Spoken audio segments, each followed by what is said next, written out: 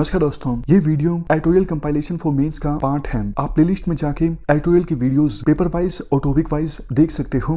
और अगर आप दिसंबर 2019 के बाद की वीडियोस को देखना चाहते हो तो वीडियो के नीचे मौजूद ज्वाइन बटन की सहायता से आप मेंबरशिप को ज्वाइन कर सकते हो। चलिए डिस्कशन स्टार्ट करते हैं। आप जीएस पेपर 3 के इस टॉपिक से आर्टिकल को रिलेट कर सकते हो।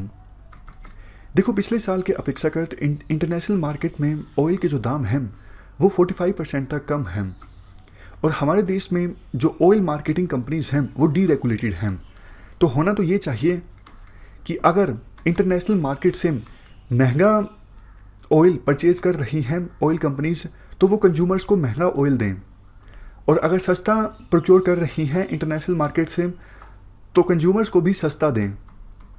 बट हुआ क्या, इंटरनेशनल मार्केट में इतना सस्ता ऑयल होने के बावजूद ऑयल मार्केटिंग कंपनीज ऑयल दाम को रिड्यूस नहीं कर रही हैं। चलो, ऑयल मार्केटिंग कंपनीज नहीं कर रही हैं ये समझ में आता है, क्योंकि ऑयल मार्केटिंग कंपनीज को अभी डर है कि डिमांड वो देखना चाहती हैं।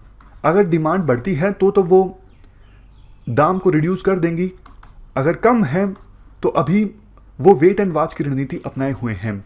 बट आप सरकार की बात देखिए, सरकार ने क्या किया, 2 महीने में 2 बार पेट्रोल और डीजल के ऊपर एक्साइज ड्यूटी को इंक्रीज कर दिया। अब देखो, सिचुएशन ये है, इवन ट्रांसपोर्ट का खर्चा मिला के बेस प्राइस जो है पेट्रोल का वो है 1 लीटर 18 रुपये के आसपास। ये देखिए, लेकिन दिल्ली में पेट्रोल अभी कितने का मिल रहा है, 1 लीटर 71 रुपये के आसपास। जितने का फाइनली 1 लीटर पेट्रोल मिल रहा है उसमें देखो 46% जो टैक्सेस हैं वो तो सेंट्रल गवर्नमेंट के हैं। इसके अलावा दिल्ली गवर्नमेंट का अलग से सेल्स टैक्स है, क्योंकि पेट्रोलियम अभी जीएसटी के अंतर्गत नहीं आता है, तो राज्य सरकारें पेट्रोल और डीजल के ऊपर अपना टैक्स लगा सकती हैं। तो सोच के देखिए, 72 रुपये में पेट्रोल बिक रहा है, 46% जो 72 में टैक्सेस हैं वो सेंट्रल गवर्नमेंट ने लगा रखे हैं, उसके अलावा स्टेट गवर्नमेंट ने भी लगा रखे हैं, उसके अलावा ऑयल मार्केटिंग कंपनीज का भी मुनाफा है। तो बढ़ता बढ़ता ऑयल के जो दाम हैं वो इतने ज़्यादा बढ़ गए हैं। सेंट्रल गवर्नमेंट को समझना चाहिए कि देखो, ज़्यादा फ़ायदा उन्हें तभी होगा। सेंट्रल गवर्नमेंट की सोच वैसे ये है कि कोविड-19 के खिलाफ लड़ाई लड़नी है, विभिन्न वर्गों को राहत पहुंचानी है, तो रेवेन्यू कहीं ना कहीं से तो इकट्ठा करना पड़ेगा ना। तो कंज्यूमर्स को फ़ायदा पहुंचाने के बजाय एक्साइज ड्यूटी को इंक्रीज़ कर दिया जाए और यहाँ से कुछ रेवेन्यू प्राप्त हो जाएगा। बट दिक्कत ये है, पेट्रोल और डीजल बिक तो नहीं रहा ना। पूरे 2 महीने तक हमारे देश में लॉकडाउन रहा, ट्रांसपोर्ट की जो एक्टिविटीज़ हैं वो ना के बराबर हुई।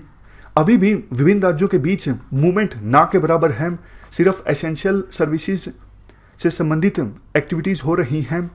तो ऐसी सिचुएशन में पेट्रोल और डीजल बिकेगा ही नहीं, और पेट्रोल और डीजल बिकेगा ही नहीं तो फिर सेंट्रल गवर्नमेंट रेवेन्यू कैसे इकट्ठा करेगी पेट्रोल और डीजल से। ये बात सेंट्रल गवर्नमेंट को समझने की आवश्यकता है।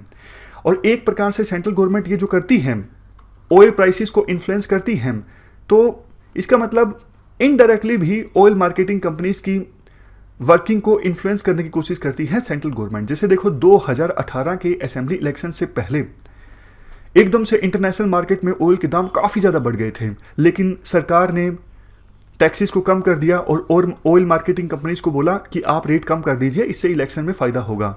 मतलब उनको थोड़ी ना बोला होगा इलेक्शन में फ़ायदा होगा, उन्होंने सोचा।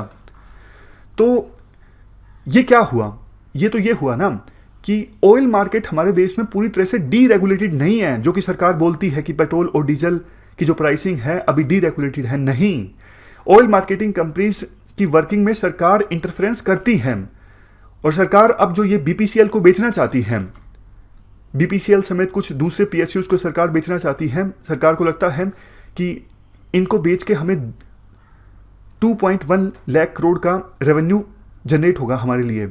तो देखो, बीपीसीएल को कोई अच्छे दाम में खरीदेगा ही नहीं, क्योंकि उसको लगेगा अरे सरकार तो ऑयल मार्केटिंग कंपनीज की वर्किंग में इंटरफेरेंस करती है, तो इसलिए ज़्यादा फायदे का सौदा नहीं है बीपीसीएल को परचेज करना। तो ज़्यादा अच्छे दाम नहीं मिलेंगे सरकार को बीपीसीएल को बेच के। तो आवश्यकता ये है कि सरकार इन चीज़ों के बीच में बैलेंस इस्टाब्लिश करे। हालांकि सरकार का अभी जो कंसर्न है ठीक है, कहीं ना कहीं से तो रेवेन्यू को सोर्स करना होगा, इसलिए सरकार ने एक्साइज ड्यूटी को इंक्रीज कर दिया। लेकिन सरकार वैसे भी समय समय पर इंटरफेयर करती है ऑयल प्राइसिंग में, जो कि गलत है। ये पूरी तरह से डीरेगुलेटेड होना चाहिए। ये हमने पूरा आर्टिकल डिस्कस किया ऑयल प्राइस से संबंधित। इस डिस्कशन में फिलहाल इतना ही है। Thank you very much for discussion.